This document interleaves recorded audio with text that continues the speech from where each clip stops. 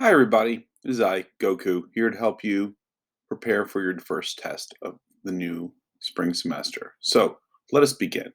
So the question here is a quadratic function f of x is hidden from view. You must find all the intervals where f of x is increasing. Choose the form of the quadratic function f of x that you would like to see in order to answer the question most efficiently. So what I did was I took one of every single version for us to look at. So let's look at the first one, which is in standard form. So if I give you f of x equals 2x squared plus 16x plus 24, and we're looking for the interval, so we're looking for the interval where f of x is increasing. So first off, what does that mean?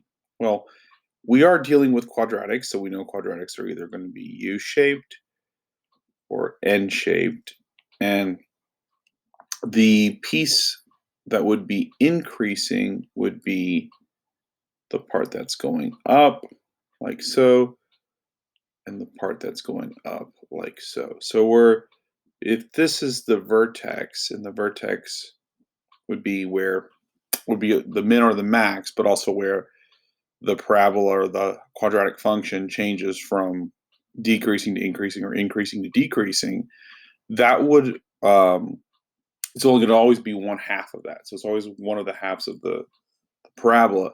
Um, so what should we probably have to do? Well, two things we want to do here. First, we need to look at this and we need to decide, is this parabola opening up or is it opening down?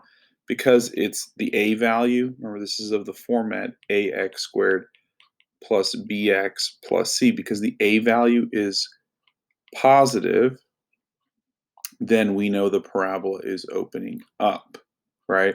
So what we could do is if we could figure out where the vertex is, right? Everything to the right of the vertex would be where it's increasing. And so uh, in, um, so if we do this, so let's go ahead and do that. So next question is, how do you figure out what the vertex is? Well, the vertex, where we said the x component at least, is negative b over 2a. And if you've forgotten this, remember, most of y'all have the quadratic formula memorized, and the vertex formula is the first part of the quadratic formula. So we have negative b over 2a. We know b is 16, so this is negative 16 over 2a, and we know a to be 2.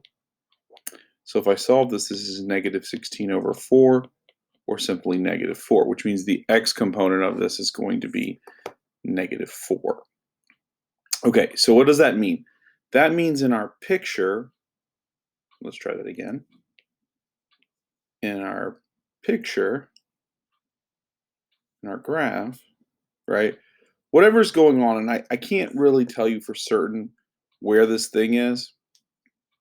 I don't know if it's looking like something like this or what. But what I can tell you is that whatever it looks like from what I've done thus far, Goku's about to sneeze. Excuse me. What I know is that and I'm just going to assume here, like this is, let's say this is negative 4. What I know is that the vertex is going to have an x component of negative 4 here. So all I care about is where it's increasing, which is going to be on this side. So this is going to be from negative 4 to infinity. Now well, I think they don't want you to include. I think it's just going to be negative 4 to infinity. In addition, or we could also write this, and I think this is the format they want, x is greater than negative 4. Okay? So what you could do in addition, though, what I was going to say is, just to confirm that you did it correctly, we could take, let's see, yeah, cool. We could take Desmos here, and we could use Desmos and graph this. So let me see here. What am I going to graph? Well, I know you guys can't see it, but the equation is going to be y, same thing as f of x, 2x squared plus 16x plus 4. Okay, and so if we look at this picture here, we can see that it does in fact cross at -4, and it's to the right that it's increasing. So you can always confirm with Desmos. It's a nice little confirmation there, but that's essentially what it is. So where is it increasing? We're looking at this right here. When does that occur? That occurs from -4 onward. So x is greater than -4. Okay. All right, let's look at another version. So in this version, we're given the zeros here, which are x plus 2 and x minus 6. So again, I'm going to draw a picture. Again, my sketch is not going to be 100% accurate, but that's okay. It doesn't need to be. It just needs to be good enough. This tells us that the zeros are always the opposite of the sign. So this means that we're going to have a 0 at x equals -2 and another one at 6. So here's 6. Here's -2. We also know that the parabola is going to be negative. So it's going to be doing something like this. Okay. Now the question is where is the x component of the vertex, right?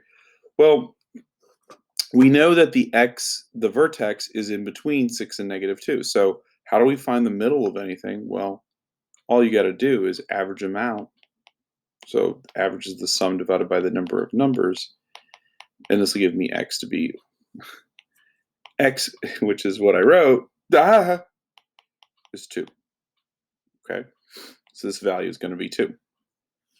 So when would it be increasing? Now notice that unlike the previous one that was a positive quadratic, where it would be on the right side that it's increasing, here it's on the left side that it's increasing. So what we're going to say is for values that are less than 2, right? Notice here earlier we said that for values that are greater than -4. And that's it. So what are we saying? Find the vertex. It's either to the left or the right of the vertex, depending upon what type of graph you have. All right, let's look at another example. So this one is in vertex form. So this is actually probably the easiest format to solve it with. We know in vertex form, the x value is always the opposite. So this is -1, 12. I don't really even need to graph it. We know that it's negative, so we know it's going to be shaped like this. And the x value is going to be -1, so we can just say x is less than -1. That's when it would be increasing. Let's use that. So if you're given the option, vertex form is definitely the form to go with. But regardless of the form, you can always solve it. Let's go on. Okay, so the next question, determine whether the quadratic function shown below has a minimum or maximum. Then determine the min or max value of the function. Okay, so when it's like this, there's a number of ways you can go about solving this. We could put it in factored form. It's in factored form. So in factored form, we could use -b/2a to find the vertex. We could also see if we could factor it and put it in this format. And with this, we could average them out and find the vertex. Or we could do what's called completing the square. We could put it in vertex form, and then it would pop up. So usually what most people would do here is, because it's in standard form, we would use -b/2a to figure it out. And I think that's a good idea. Recall that this is ax squared plus bx plus c. So b is going to be, now watch the signs, b is going to become -1/2a, and a is 1. So this actually becomes 1/2. Not the greatest thing in the world, but that's okay. We can play with it. How do we figure out the y value? Well, if the function is f of x equals x squared minus x minus 6, and I'm giving you 1/2 for x, then all I have to do is everywhere I see x, I just put in 1/2. And then I solve. So solving this, we get 1/4. 1/2 times 1/2 is 1/4. Minus 1/2 minus 6. Here we would have to get a common denominator, so 2 and 2. So we have 1 minus 2 over 4 minus 6. This will become negative 1/4 minus 6, which is easy enough to see that this is going to become negative 6 and 1/4, or negative 6.25, or if you wanted to, you could convert it into an improper. So 4 times 6 is 24, plus 1 is 25, so negative 25 over 4. All of those are valid. In any case, the vertex would be at negative 1/2, comma, negative 25 over 4. And again, because this is so ugly, I said negative 1/2, I meant positive 1/2, my bad. Positive 1/2 and then negative 25 over 4, or negative 6.25. And if you were looking at this and you were like, I don't know, or like, is that right? Well, again, you can always go to your decimal calculator and we can graph it. So let's test it real fast just to make sure.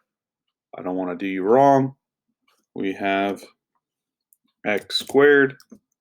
I know you can't see it, but I can. X squared minus x minus 6. And if I look down here, look at that. 0.5 is 1/2, negative 6.25. That is what we said was the y value. And we're right. So cool beans. And then I'm just going to make sure that I answer the question. It says, is it a max or a min? Because it's positive, we know that this is going to be a min. And then the minimum is this value. So the min equals this value. And that's it. That's all you got to do. Okay, let's look at the next question. All right, so it says a rocket is launched from a tower. The height of the tower, y, in feet is related to the time of the launch, x, in seconds. By the given equation, use this equation to find the time that the rocket will hit the ground, round to the nearest hundredth of a second. Okay, so these questions, is like important to understand what they're asking you. So what this question is really saying. We draw a picture here. The plus 80 here is the y-intercept. So you know it's living at 80 here. And if that's the case, this thing's doing something like this, right? The projection. So it's going to be going up to a certain point, and we'll have a max value somewhere here, and then it's going to protrude down until it hits the ground. And this is where it hits the ground when this is a 0. So it hits the ground at a 0, and all a 0 is when y is 0. So the question is that saying, use this equation, find the time when the rock hits the ground. This is just telling you when y is 0,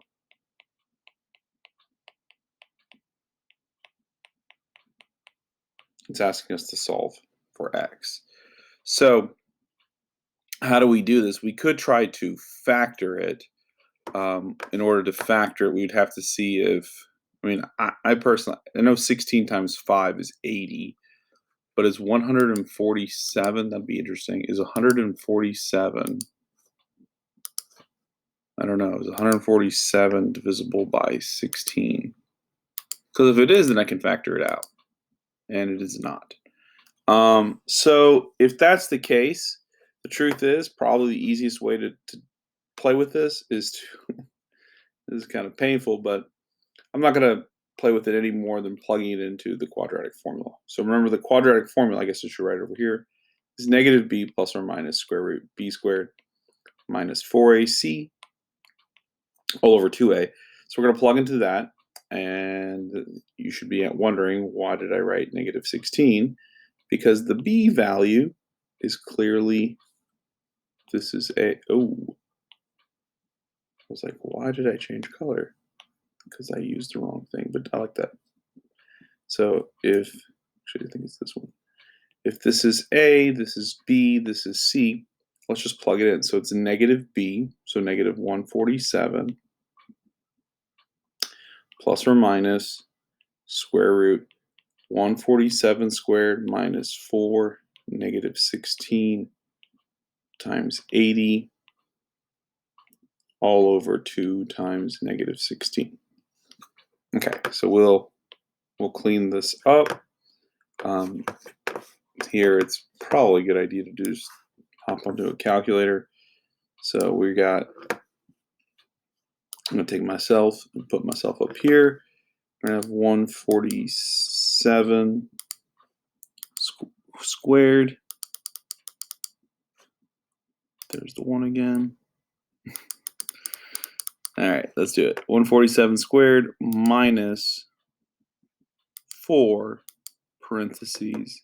This is how you should do it. If you're going to type it in the calculator, you want to type it in all at once. Just make sure I did that right. So 4, and this is 80.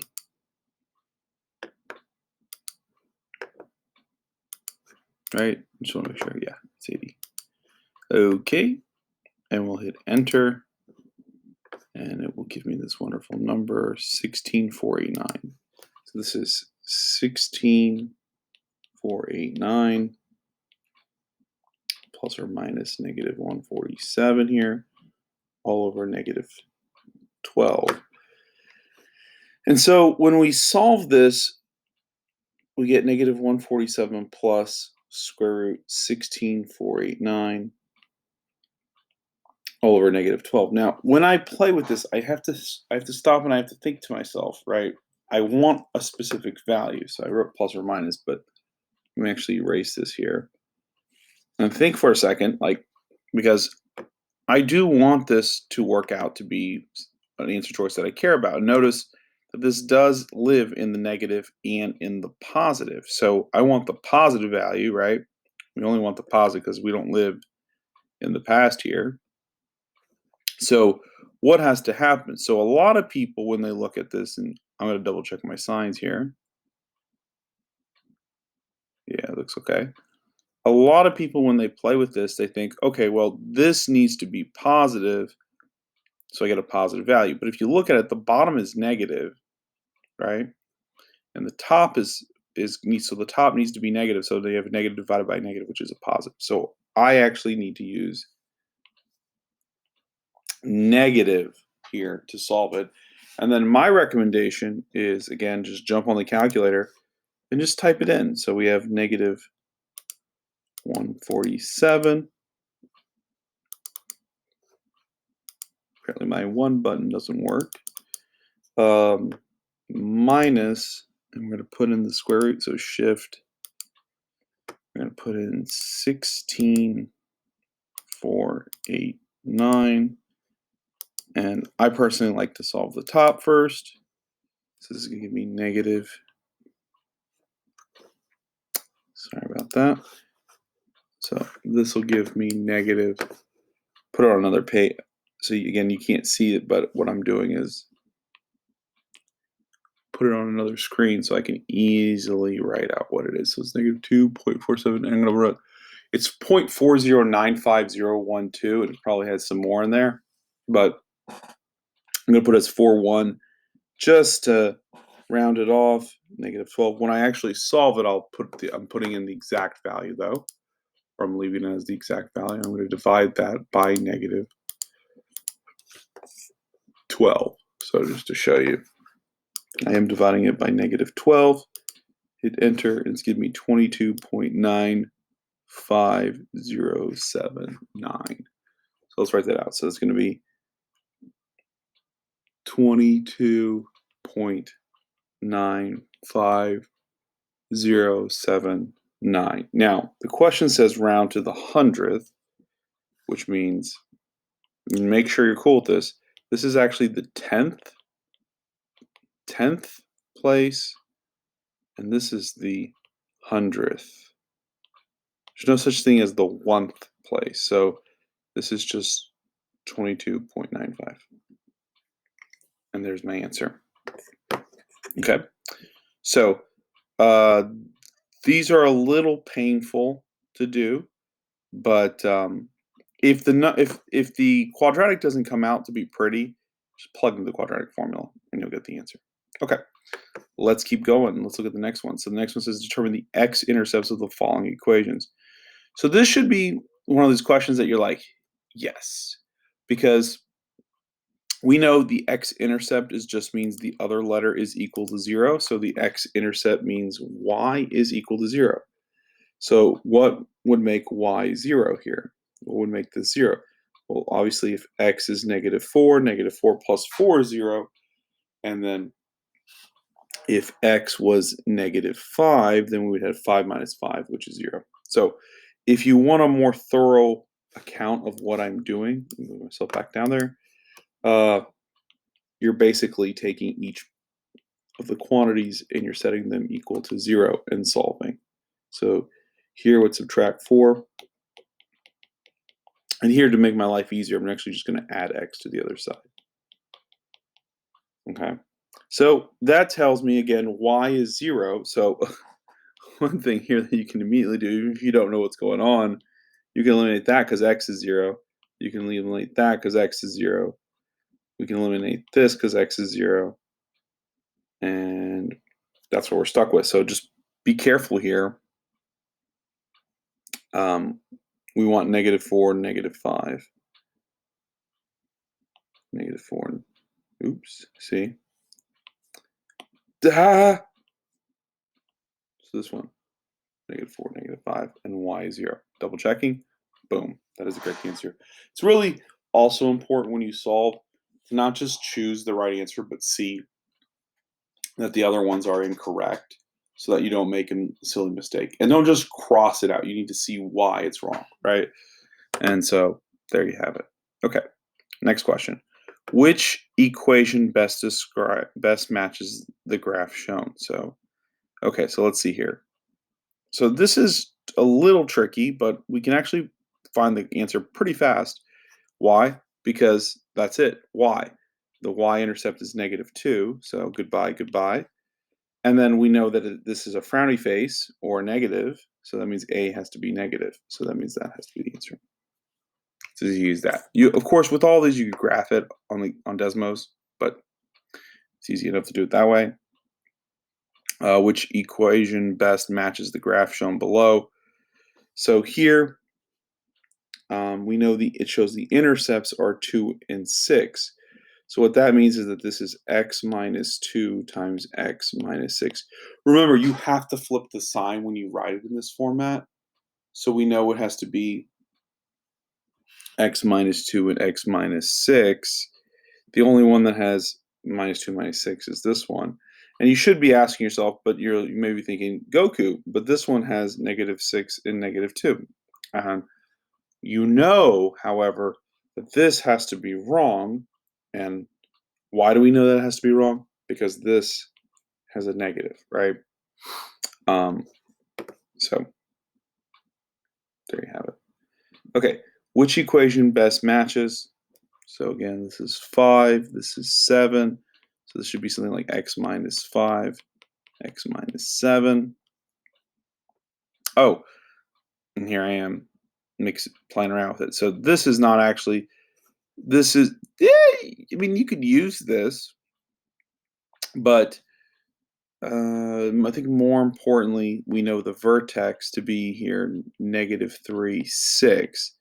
And since my answers are in vertex form, putting it in terms of x-intercept form is not going to be very beneficial. So we're looking for where x is, and look, I made a mistake. Let's fix this. What did I do wrong here? This should be 6, oops, 6, -3. So be careful. I don't know if any of y'all have that issue, but it's x comma y. I flipped it. So we have 6, -3. And so if we plug it into vertex form, we have y equals, I don't know what a is, but I do know it's going to be x minus 6 squared minus 3. Now, I do know something about a, right? And that's that a has to be positive. So that means that this goes away and this goes away because those are negative. So we look between the two, we have -6 and +3, but we said it's -6, so that has to be right and that has to be wrong. So what you can see is that these questions look kind of complicated, but they're really not. They just look complicated. And you can also do this, by the way. as you work through them. If you want to, you can plug in values. So like if you had any doubt, notice that if I plugged in 5 here, 5 minus 6 is -1. -1 squared is 1. 1 times 3 is 3. 3 minus 3 is 0. In other words, it is true here that you'd be getting that value. And so you can kind of test points. If you didn't have any other way, you could always test points and to figure out what is going to be the correct answer. But everyone should realize that it's positive, so it would be this one because it's this or this because it's positive. And then we know that x is the opposite, so if it says positive 6 is x minus 6 here, and then minus 3 have to match up. I hope that works well for y'all. Let's move on.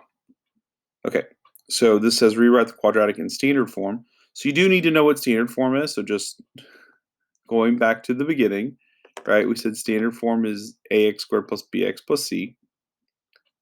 So no big deal. So this is just asking us to really just FOIL. So make sure you're cool with foiling.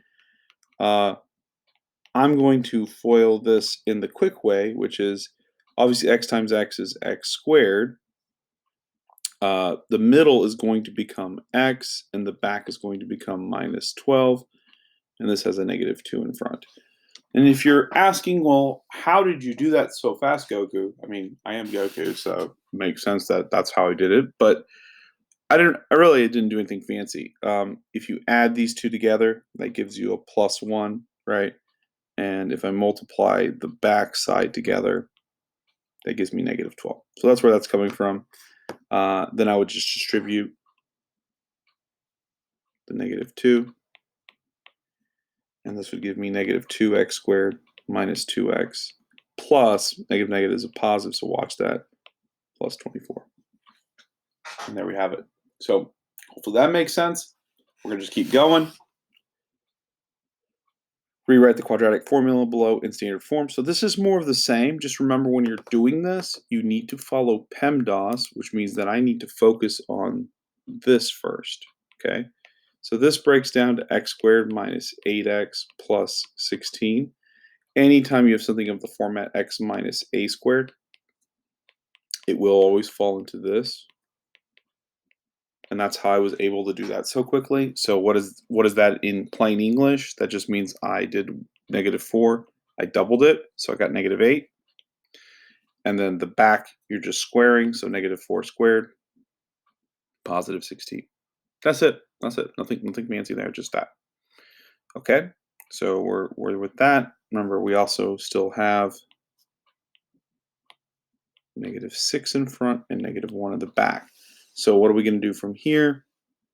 We're just simply going to distribute -6. And if you're wondering, like, well, why is Goku doing it in this order, right?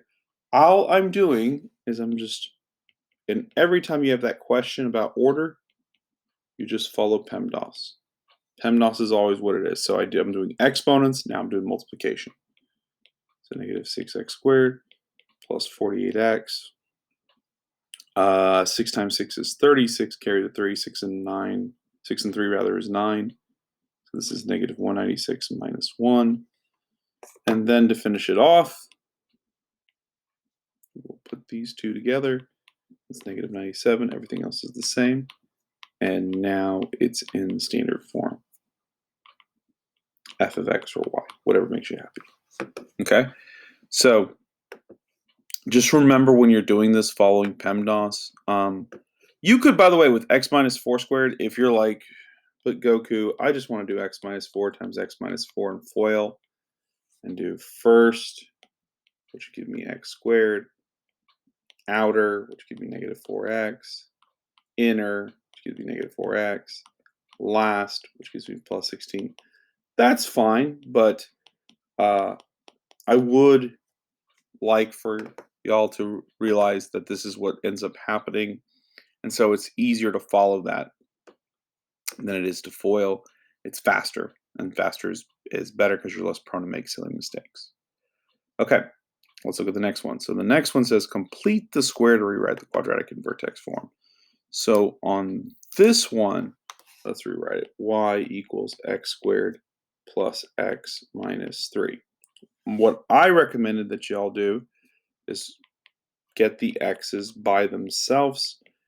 And the reason why I recommend this is by getting the x by itself, you can focus on everything on the right side and then put it all together at the end. Okay, now this one's a little tougher than normal. I always forget to do this, so let me do this right now. Put the equal sign a little closer in the front. Okay, so we have to complete the square, which is you take this coefficient, which is 1. You're going to divide by 2 and square. It's always take that value, what we call typically b in standard form, divide by 2 and square. So it's 1/2 squared. What you add to one side, you have to add to the other. And then we clean it up. So what happens when we clean it up? This gives me y plus 3 plus 1/4, x squared plus x plus 1/4. And so this cleans up to be y plus 3 and 1/4, which is going to equal to x plus 1/2 squared. Now, if you have any doubt where this 1/2 is coming from, it comes from the fact that we just, whatever you have here, which in this case is 1, you're just dividing by 2, right? And sometimes what I said is you could take 1, divide by 2, squaring it puts it at 1/4. Okay, so I hope that makes sense. Again, take 1, divide by 2, squaring it gives me 1/4. So that's set up. 3 and 1/4 we can rewrite if we want to. We can leave it as 3 and 1/4. But if you want to very easily convert it, it's just 3 times 4 is 12, plus 1 is 13. So it's 13/4 equals x plus 1/2 squared. Not the prettiest thing in the world, but it's definitely doable. We'll subtract 13/4. And y is equal to x plus 1/2 squared minus 13/4. And that's it. And there you have it. So one other thing you can do here, if you have any doubts, is take the two equations, and you can very easily just type them both into Desmos, right?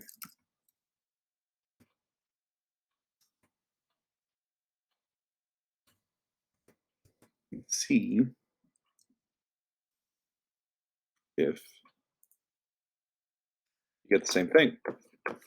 What I had originally, the intercept form is y equals x plus by 2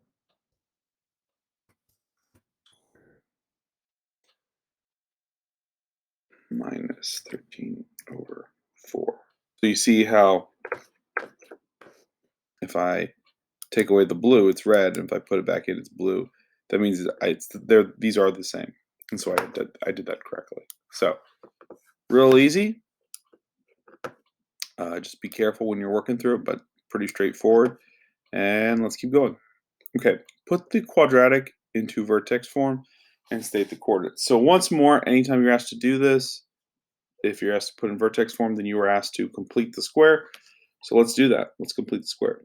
So we're given y equals x squared minus 16x plus 15. So if I say, what's the first move? The first move is, as we can see from the previous example, is to isolate x. So what am I going to do? I'm going to move that 15 to the other side. I have y minus 15 equals x squared minus 16x. And then we complete the square. And completing the square means we're going to divide by 2 and square. So we're going to take 16. And really, it's going to be negative 16 divided by 2. I don't actually ever worry about the negative.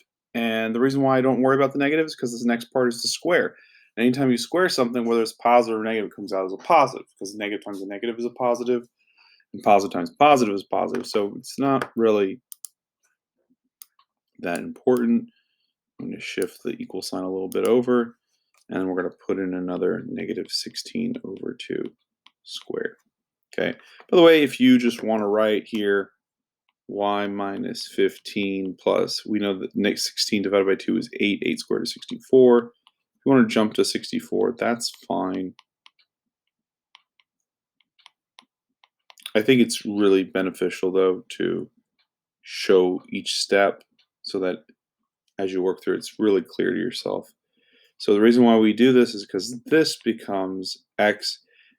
One advantage to writing it this way is the inside part is whatever this is divided by 2, but you could also just say 16 divided by 2. And that would give me negative 8 squared. You could, if you wanted to, FOIL that out to test it. You could also remember the rule that we just finished saying, which is if you double 8, you get 16, hence the divide by 2. And obviously, if you square, you get 64. So everything makes sense. On the back side, we have 64 minus 15. So 64 minus 14 is going to be 50, minus 1 is 49. So that's going to be 49. And then we'll just take the 49 and move it to the other side.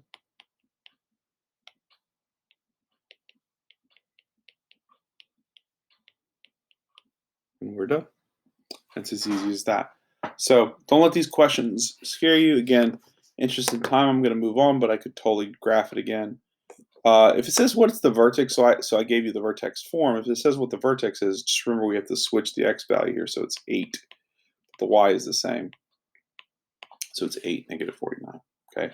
Just to be clear here, this is fitting into the format of y equals ax minus h squared plus k, which is what vertex form is. So that's h and that's k. A here is 1. Okay. All right, next question. Using the graph, determine the coordinates of the roots of the parabola. So we know the roots here are going to be negative 1 and 5. So we know it's negative 1 comma 0 and 5 comma 0. That's it. So just realize roots mean the zeros, and you're good to go. Using the graph, determine the coordinates of the vertex. So the vertex is always the highest point. So here 3, I wrote 3, 5, but I can't read. It's actually 3, 4, right? 3 and then 4. Cool beans. That's it. There's your vertex. Using the graph to determine the coordinates of the y-intercept. So the y-intercept is where it crosses. So this is going to be 0, negative 8. Remember, we always say the intercept, the other letters equal to 0. So if it's the x-intercept, y is 0. But if it's the y-intercept, x is 0. Okay. All right, assuming all parabolas are of the form y equals ax squared plus bx plus c, drag and drop. So instead of drag and drop, I'm just going to match it up. So we know that think of it as the rubber band. In fact, I think I have, let's see here, do I have a rubber band here? I do. So just to be clear here, oops. Not now. Okay, so we said is if you stretch A, notice this becomes narrow. And so as the value of A gets bigger, it becomes narrower and narrower, and then the opposite. So as I make it smaller and smaller, it becomes compressed. And this is all, of course, absolute values. So we're not concerned with the negative. So here we're really not concerned with the negative because everything's positive. But the thinnest is going to have the biggest A value. Okay. The widest is going to have the smallest, and then middle goes with middle. So there we have it. So that's how they match up. Hopefully that's clear. Let's move on. Graph the equation y equals x squared plus 8x plus 12 on the accompanying set of axes. You must plot 5 points. Okay, so how do you go about doing this? So this is actually fairly simple. The first thing I'm going to do, I'm definitely going to use 12 because that is the y-intercept. So 12 is up here. I guess that's not on there, so they're going to want you to have other points. Can I factor this? I don't know. Because if what I want to do, I don't think I can. the factors would be, if it's factorable, it's got to be like, oh, no, you can't. It's x plus 6, x plus 2, right? Because 6 plus 2 is 8, and 6 times 2 is 12. So it's factorable. So factoring makes it easy. This just tells me that this is nice because these tell me the x-intercepts are -6 and -2. Also, this is positive, so I know it's opening up. So I know this thing is doing something like this. Something like this. Okay. But let's be more precise. Let's get that vertex. So what is the vertex going to be? The vertex is the average of the x's. So we said again x is equal to -6 and x is equal to -2. So if I add them and divide by 2, that's -8/2, which is -4. So that means somewhere here, this is the axis of symmetry. Okay, so what am I going to do? To find the y value, because I know x is -4, that's really simple. I'm just going to take this -4, I'm going to plug it back in. I like to plug it back into the original, because if I made any sort of mistake at the beginning, I can catch it when I do this. So it just decreases the chance of a silly mistake. Let's solve this. So this gives me +16 minus 32 plus 12, which is nice because 16 times 2 is 32. So this is just -16 plus 12, which is -4. So y is -4. So, look at that. It's going to be -4, -4. So let's get this better. So -4, -4. It's right there. We have 2 points. And so it says plot one, he wants 5, right? So we have 3. So what I would do, just go up one more. So we're going to use -1. I'll just use -1 because that's easy. So -1 squared is 1. Let's just do it up here. -1 squared plus 8 times -1 plus 12. So I'm going to be writing up, going above here. This is 1 minus 8 plus 12. It's -7 plus 12, which is 5. Okay, it's weird that I'm doing the arithmetic that way, but just creating space. So we know this is 5, so it's -1, 5. So we know it's -1, 5. It's right here. Now, because of symmetry, notice that if I jump 1, 2, 3, then I have to jump 1, 2, 3 to get to the other one. Okay. Again, if you have any doubts about what I just did, you can confirm it by 1, doing it on Desmos, but 2,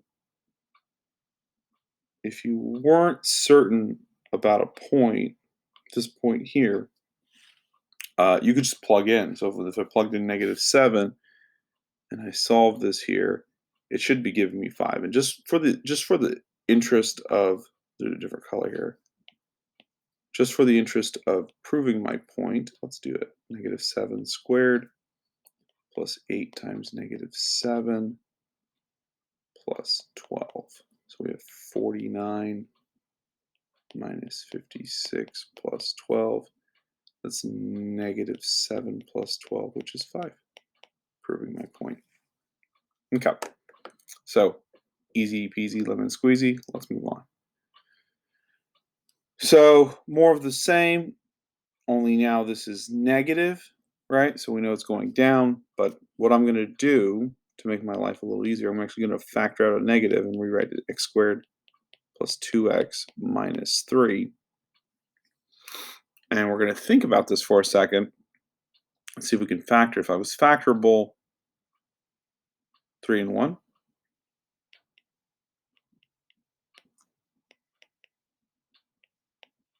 and the 1 should be negative. Why? Because 3 minus 1 is 2, right? So we want it to be positive, but the back end needs to be negative. So there we have it. So this tells me that we know it's crossing at -3 and 1. The average should be clear that the what number is between -3 and -1? Oh, it's -2.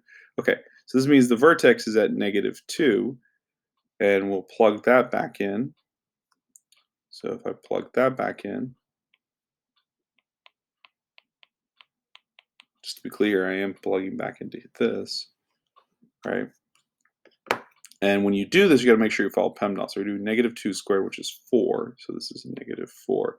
Negative 2 is positive 4. This works out nice. This is 3. So it's a negative 2, 3. Okay, and this should be 3. And that should make sense. My instinct was to put it below, but it should actually be on top. And the answer to why is because this a value is negative. Okay. We also know it crosses at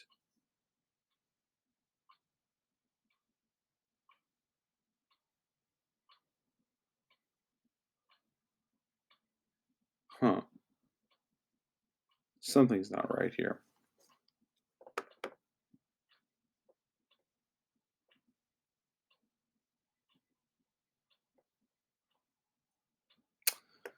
The reason why I know something's not right here, if this is 0 and this is 0, it should be crossing at 3, 0. So it should be crossing, I'm sorry, at 0, 3. So if x is 0, y is 3. So why am I getting negative 2 to work? That's strange. Did I factor that right? Plus 2x minus 3, which would be negative 3, negative... Oh, there's my mistake. I read this as minus, but it's actually plus. So huge mistake. Let's fix this. And this is good that I'm making this mistake. And I'm not going to erase this for this reason, because this is what's going to happen in the test. You're going to make a mistake, and you're going to have to fix it. So we know it actually crosses at 1, and then it crosses at negative 3. And what helped me is the realization that the y-intercept has to be 3. It's that constant by itself. Okay. So now it's a little bit more complicated. I'm going to erase this because this is no longer valid. Though well, let's just go ahead and just redo this. So we'll do it in a different color. Let's go with dark green. Okay. So if the x-intercepts are negative 3 and 1, if we average that out, we get negative 2 over 2, which is negative 1, which means the x value is equal to negative 1. So now when I plug in negative 1, let's see what we get. So this is going to give me negative 1 plus 2 plus 3. It's going to be 5 minus 1 is 4. So when x is negative 1, y is 4. So our graph should look something like this. And if you need another point, notice this is the axis of symmetry. So if I jump 1 to the right, then I need to jump 1 to the left. And there's another point. So that's what the graph looks like. So if you notice something weird, and that's the beauty of this, is really, if you're thinking about this in a lot of different ways, you'll always catch your mistakes. But just take your time when you're doing these and you should be fine. Okay, so I hope that makes sense. Let's go on. All right. So this is asking us basically to do the same thing as what we did before. I'm going to factor out that negative. It's going to be x squared plus 2x minus 15. Because I feel like it's factorable, I'm going to factor it. And look, all I did here, nothing fancy here. I just said what times what is 15. That's 5 and 3. I want the 5 to be positive because we're going to do 5 minus 3 gives me positive 2. Okay.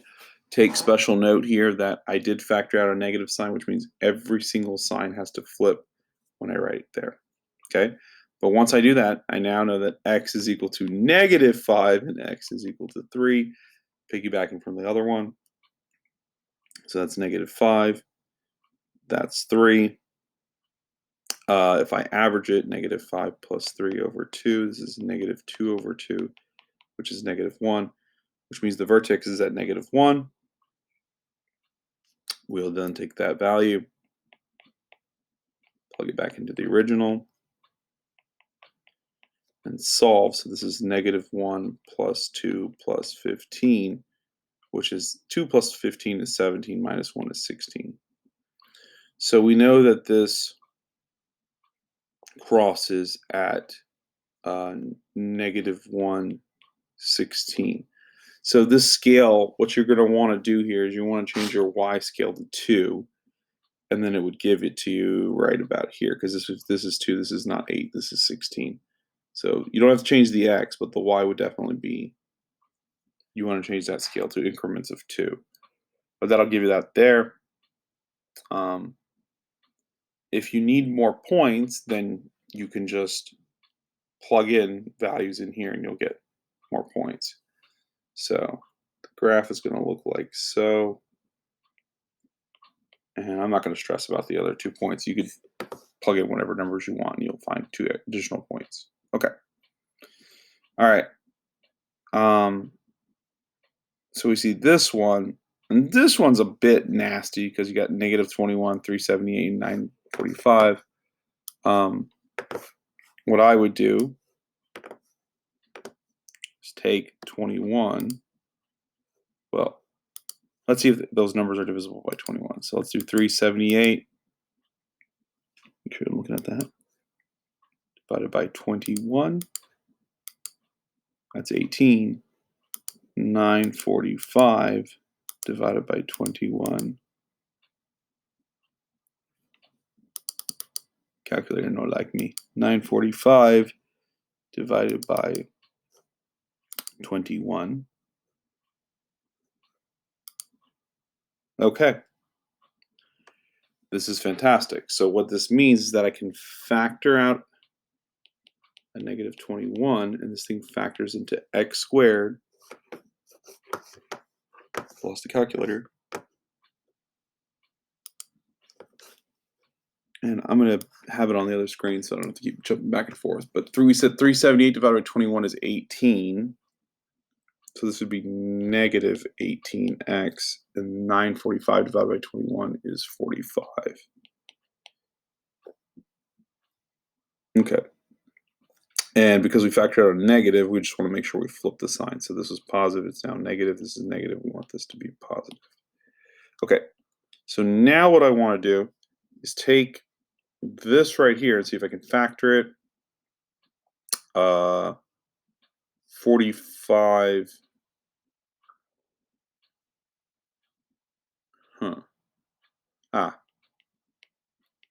3 and 15.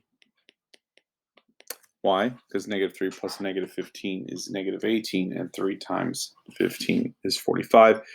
You know that because if you look at a clock, every 15 minutes, right? Think of a clock. So if you have 3 15 minutes, that's 45 minutes. So even if you were like wondering, how'd you do that so fast? That's all I did. So again, this is going to cross at 3 and then 15. You may want to change your scale. So I'm going to just say 15 is over here. You change your scale, probably like increments of 2. But I'm going to leave it as such. The center would be, or I said center, but I mean vertex would be the average. So 3 plus 15 is 18, divided by 2 is 9. So 9 here would be right here. Is going to be where the axis of symmetry is, which just divides in half. And by the way, you could check, like 9 minus 3 is 6 and 15 minus 9 is 6. So that means that I did do that correctly. You're going to take this value of 9 and you're going to plug it back in to the original one to see if it, to figure out the y values. Now these are such ugly numbers, it's actually probably easier to just do this on Desmos. So let me type those in. So we have -21 x squared. Again, you always want to go with the original, plus 378 x minus 945. And so if you hit this cogwheel, you can go in here and you can pick more points. So let's pick well, we just said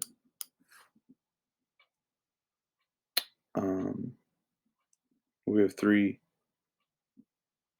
Sorry, I lost my train of thought here. No, yeah, we said the center is going to be at where the vertex is at 9. So if we look here,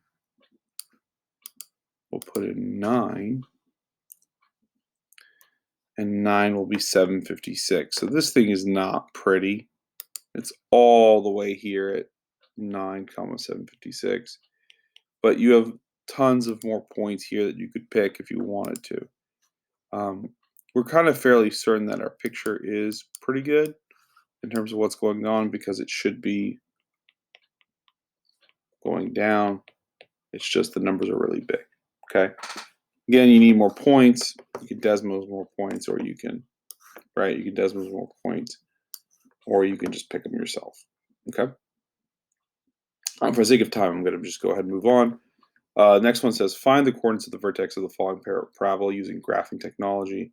So this is just telling, it says graphing technology. That's just a dead giveaway, just asking you to just type it in the calculator. So we can just go, again, negative x squared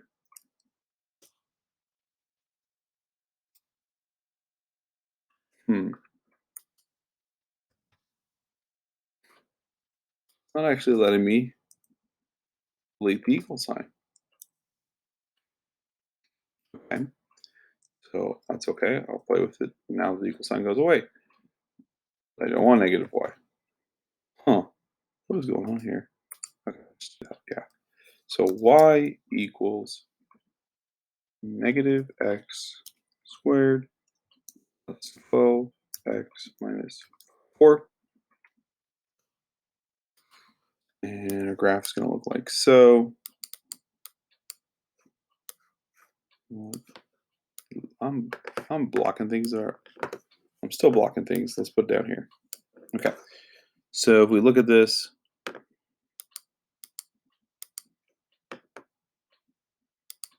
we got some value here. And if you want to pick more, you go here and go under chart and you have all your values there. Okay. And I don't know what exactly the question is asking for. Coordinates of the vertex. Okay, so what I would do if I'm looking for the vertex, so you can look, you can figure it out from those points, but we know the vertex is just negative b over 2a. So I'm just going to go negative 12 over 2 times negative 1. This is going to be negative 12 over negative 2, which is 6. And so with the x value 6, I just go here. I actually go into a new line, type in 6, boom. 6 comma negative 8. There's your answer. So hope that makes sense. We can keep going. All right, we got tons of stuff. Okay, don't worry. Oh boy, we still got tons more. All right, let's keep going. So, what's the next one? All right, find the coordinates of the vertex. Algebraically, write your answer. Okay, so this is more of the same. Interest of time, I'm going to keep going. Okay, answer the questions below on the graph of f of x in the table selected. Okay, so this is the graph of f of x. These points make g of x. And the question is, the y-intercept of f of x is, so we know the y-intercept is where it crosses the y-axis, which is, watch yourself because it's, the y-intercept is at 6, but the coordinate would be 0, 6. The y-intercept of g of x, so remember, the y-intercept is when x is 0, so that would be this value here, which is 0, which would, I think they want 4, but it's 0, 4. Therefore, f of x has a blank y-intercept than g of x. I mean, I guess what, higher than g of x? I don't have the ability to click on this, so I'm not exactly certain, but these are our intercepts. So just remember, y-intercept x is 0, x-intercept y is 0, okay?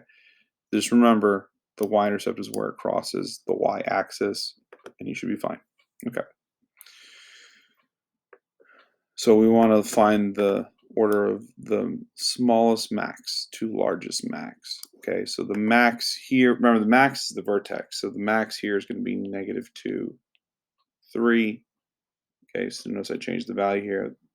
The max would be, so when you see something like this, what you want to do is you want to, if possible,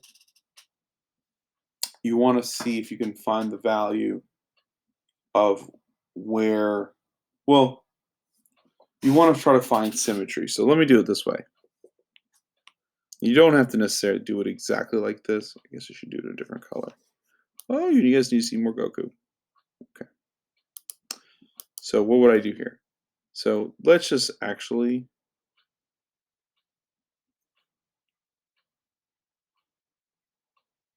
oh, let's try that again. There we go. There's a straight line. Okay, so what I'm going to do is I'm just going to start plotting points. So I know 0, -3. So that's, sorry, I did that wrong. Because, what did I do wrong? X is 0. I should probably do it in a different color. If X is 0, Y is -3. So that's actually, X is 0, Y is negative. That's here. 1, 1 is right here. 2, 3, here's 2. Here's 1, 2, 3. Here's 2, 3. 3, 3 would be here and here. 4, 1 would be like right there. And then 5, -3 would be right there. So you can kind of see like a symmetry kind of occurring here, right? You can kind of see it goes up and it goes back down, right? So we can kind of see the symmetry. Well, how do we find the middle? Well, we know that this point here is, we know that we have 2, 3, and then 3, 3. And we know that the vertex is in the middle, so the vertex is just going to be 2.5, comma, whatever 2.5.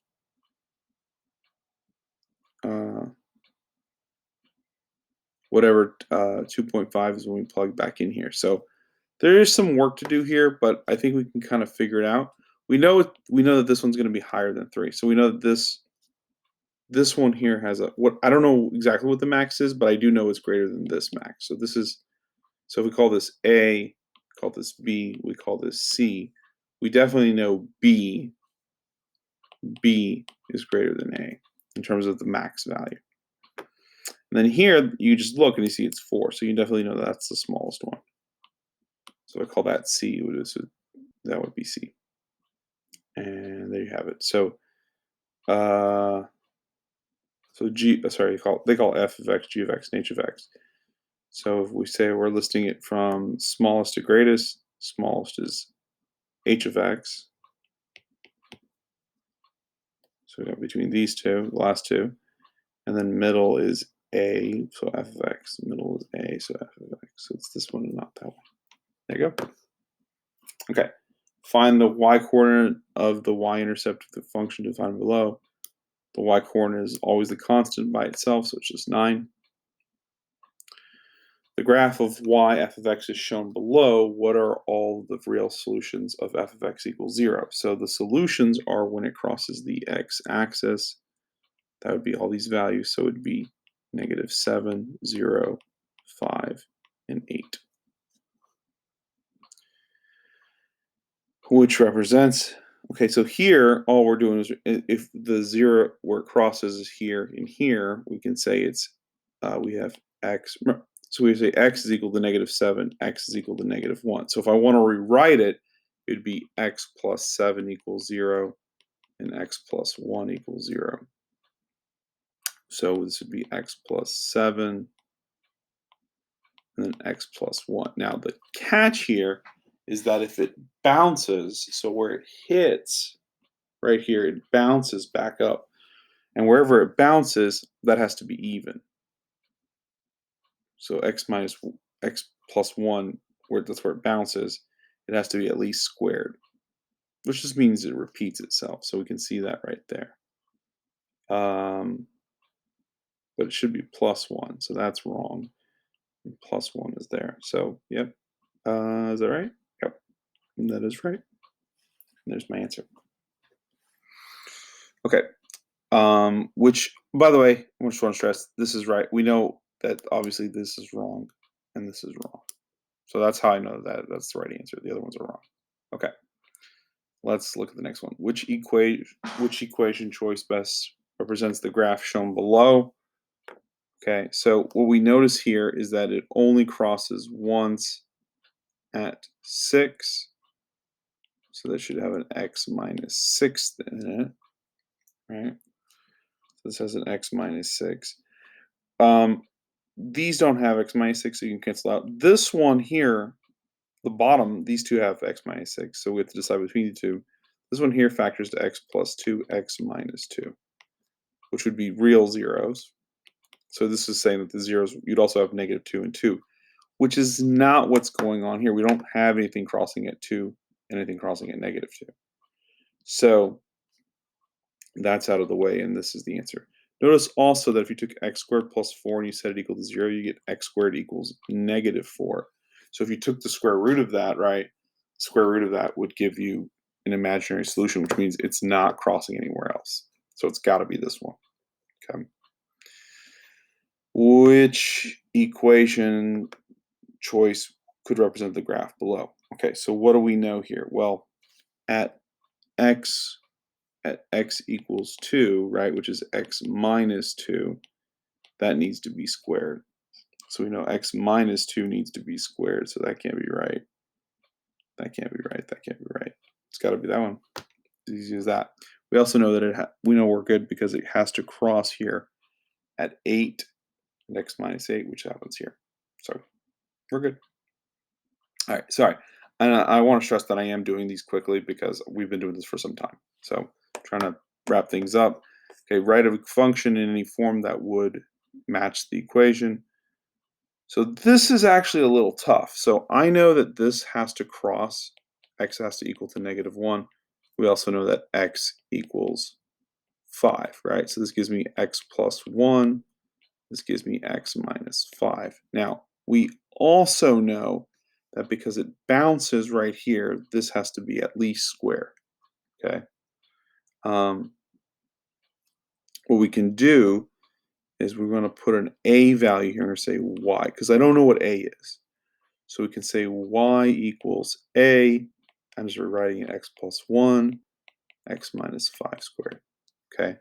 Now, if we need the other points, what we need to do is pick a point, and pick that when x is 0, y is 150, and I'm literally just going to substitute in. So I said y is 150, I picked x is 0,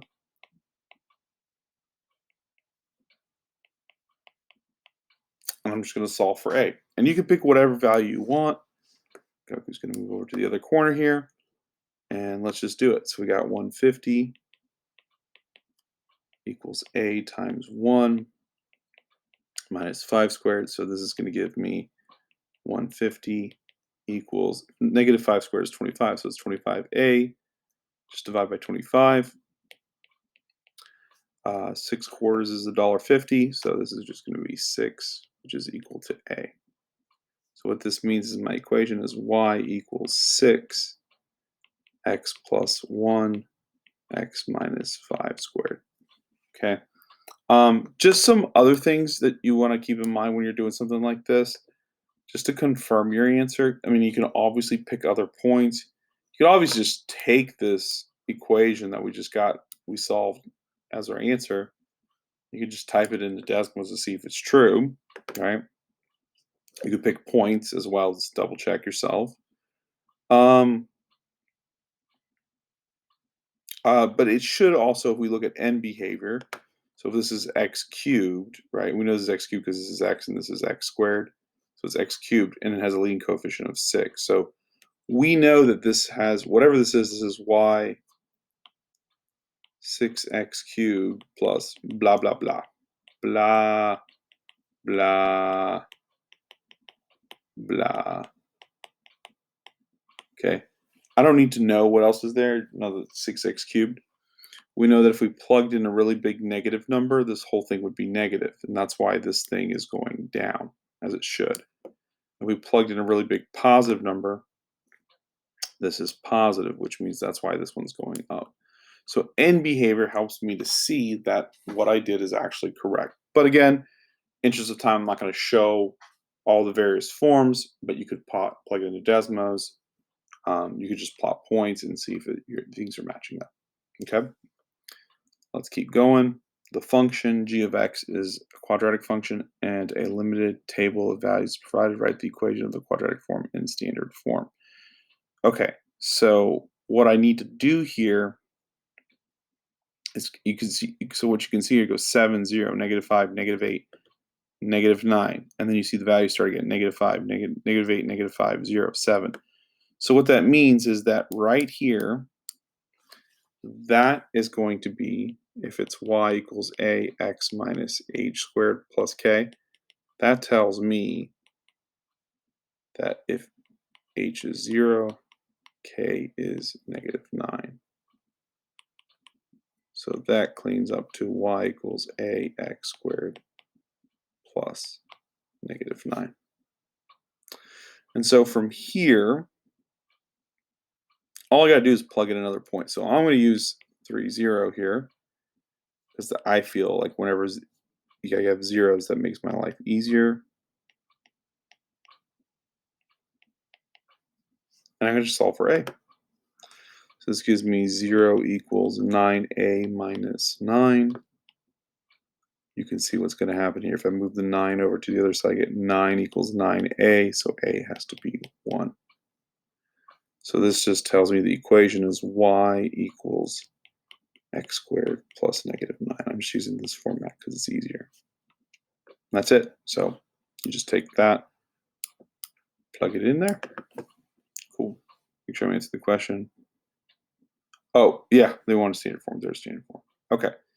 So here we say draw a graph of a polynomial function with x-intercepts and signs indicated. So this is a little confusing, but what it's basically saying is that up to -5, we want it to be positive, and between -5 and -3, that'd be like right there, we want the y values to be negative, and between -3 and -1, we want the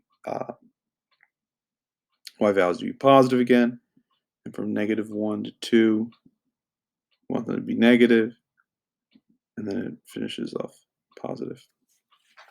That's it. So you just plot points and you draw it. Your graph doesn't have to look exactly like mine, but that's all that we have to do. That's it. Okay. Plot the x-intercepts and make a sign chart. Okay, so this is something that was really cool someone showed me once, which is that you can go, so we know we got 3 and -4, and if you have any doubts, you just set each of these equal to 0 and solve. We also know that if you multiply the leading, keep in mind that that's x squared and that's x, so you're going to get an x cubed, and that's literally just x cubed, which means if you thought of it as plugging a negative value, you'd get a negative, which means that the y is going to start off as negative. That means this thing goes like this, right? If we wanted to test it, we could test by picking, let's say, 0. If you pick 0 here, squaring a number makes it positive. Plug in 0 here, you get 4, so positive, positive is positive. So you know that this would be going positive here, and x minus 3 bounces because it's squared, so anything even bounces, and so this is what the picture would look somewhat like. If I was to do the sign chart, it would be negative, positive, positive. So, hope that's okay. Let's keep going. Sketch the graph of the function below, including correct signs, x-intercepts, and y-intercepts. Okay. So it seems a little daunting, but not really. Remember, this one, just remember this one's 0. This is x plus 3, so it's -3. This one, if we set equal to 0, it's going to be 4. And I encourage you to set them actually equal to 0 if you want to. The last one's going to be -6. So we know we have values like so. I definitely plotted the x-intercept. I actually also plotted the y-intercept because the y-intercept is the x-intercept on this one. And if we multiplied all the leading terms together, we would end up getting 2x's here, x cubed, x to the fourth, x to the fifth. So you end up getting 2x to the fifth. So notice if I made x negative, I would end up getting a negative result. So this thing starts off negative. And then we can kind of follow through. Because it's odd, we know it's going to pass through. We know it's going to, here is the only time that we know it's going to bounce because of the x squared. And everything else is just going to keep passing through. So we know it looks like that. I can pick more points to make it more precise. You graph it on decimals to be more precise. But if all I was left to with was my my own skill, that's how it's going to have to look like. Okay, cool. All right, the function f of x is graphed below. What is true about the graph on the interval from x equals g and x to x equals infinity? So we're talking about from here onward.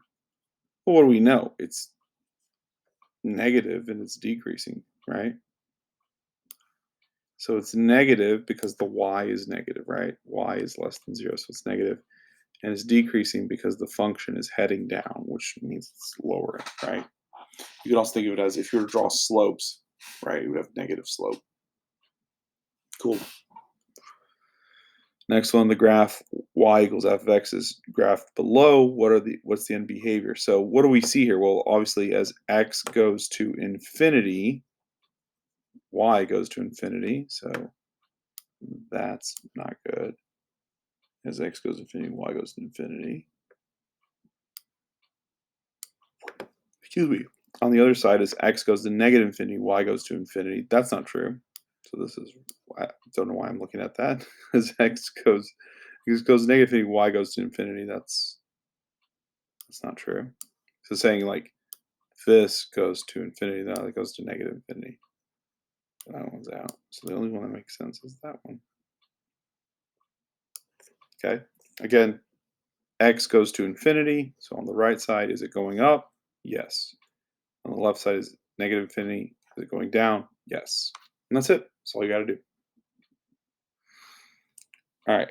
What's the end behavior here? So all you got to do with this is pick the highest exponential value that's called the degree.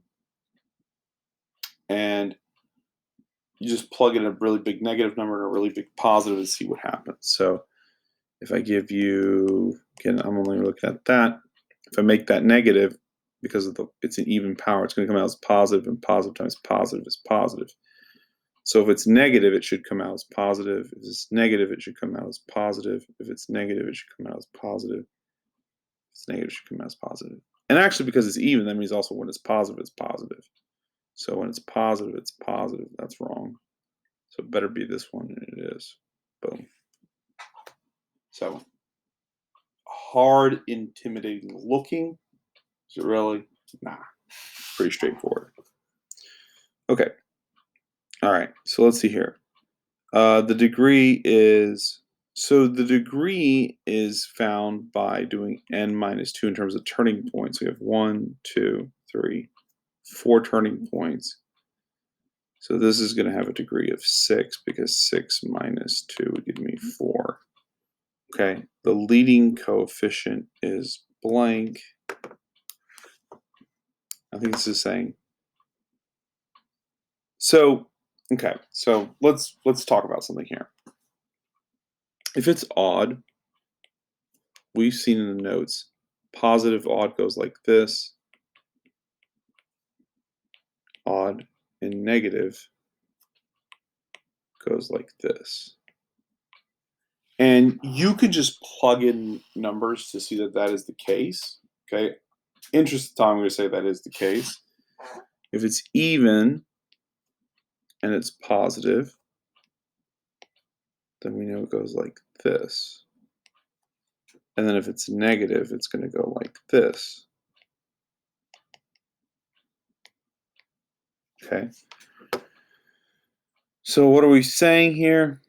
These things go down. So we're when I'm talking about positive and negative, I'm talking about the leading coefficient, right? And so if they're both going down, that means it's got to be negative. So this would be negative. Again, I apologize if I'm not putting down exactly what the answer is. I can't see, so I don't know. The number of distinct zeros, so this is just how many times it crosses the x-axis. 1, 2, 3. And relative min would be lowest points. So it would be this. If it dropped down, again, it would do, like if this one went down like this and then eventually popped back up, then that would be another one. But as is, there's only one. It's right here at 0. Should be in 1 relative min.